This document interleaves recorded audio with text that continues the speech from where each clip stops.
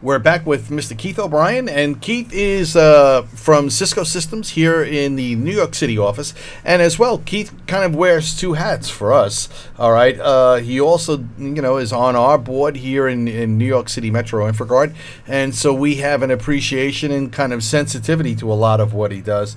So, Keith, from your perspective, and some of the businesses that you're seeing, would you say that a lot of the bigger businesses are tied into the small business community? Oh, sure. I mean, yeah, I heard that comment in your last guest. Certainly, I mean, any sort of impact on an SMB certainly can go upstream. A good example of that, I mentioned it before, would be in the federal space. There are a decent number of federal contractors out in Long Island that I know about, and certainly any sort of compromise on their systems could potentially filter up into something larger. And we've seen that on the larger enterprise side of things through some of the things that happen to the larger defense companies like a Northrop Grumman and so on and so forth. But yeah, it can filter up. One of the things I just have here I wanted to mention, we're talking about blocking and tackling before. Sure.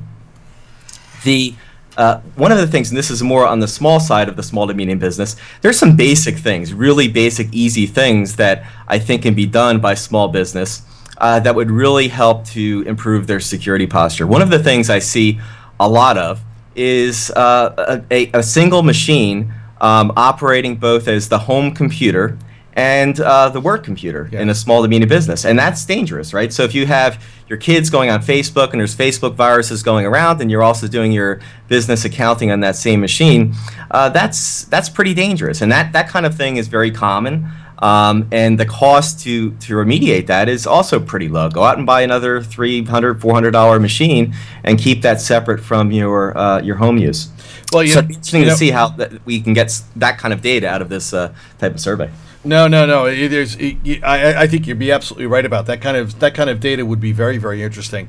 I think the other thing too, Keith, is the cost of technology has come down so low these days that it is something that people can do today. They don't have to spend several $1,000s on a new laptop. They can pick something up for $500-600.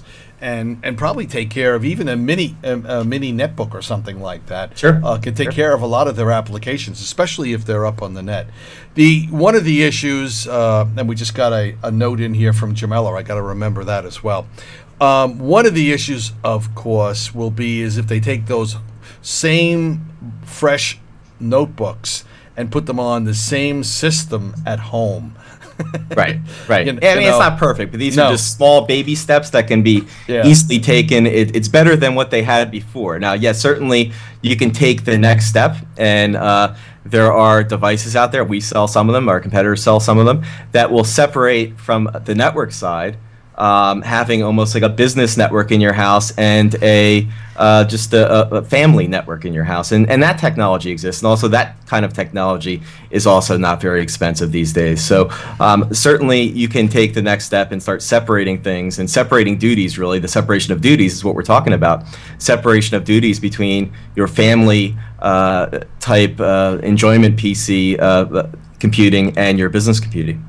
Yeah, separating the entertainment from the business is critical. Sure. We've got a message here from Jamela. She says, many of the SMBs think that outsourcing critical business functions relieves them of liability and exposure to information breaches, but the liability remains with the data owner. And that's probably, she's right on point there. A lot of small to medium-sized business, companies out there, they probably don't even realize this. They're too swamped with swiping the credit card and serving, I always use this as an example, the coffee and donuts kind of thing. How much is that? $6. Okay, swipe. Next. And that's kind of what their day is like. Whether they're in that small of an environment or a bigger one. So I guess she makes a very good point there. Hey, Keith, we're just about rounding out our time with you. We got about 30-40 seconds left. Any final comments, maybe recommendations or suggestions to anyone? Well, I think what we just spoke about is probably the easiest thing that could be done at a very low cost.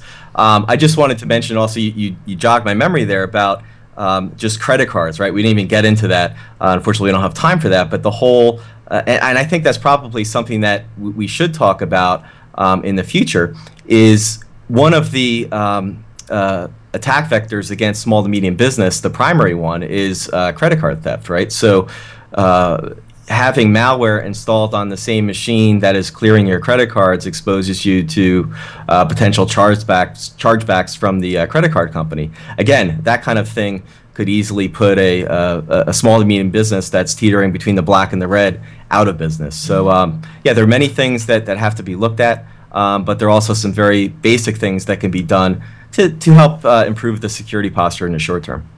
No, I certainly agree with you. And Keith, I want to thank you for taking time out tonight. Sure. Before you, I guess, what are you in between Cisco and teaching a course, right? Yes, I teach at NYU. I'm teaching a network security course. I've been teaching that for a couple of years now. So, yep, that's doing an online version during the interim here. Okay. Well, once again, thanks for being on our board, and thanks for joining us tonight. Keith Thanks, O'Brien, Cisco Systems, thank you once again. Thanks, Joe.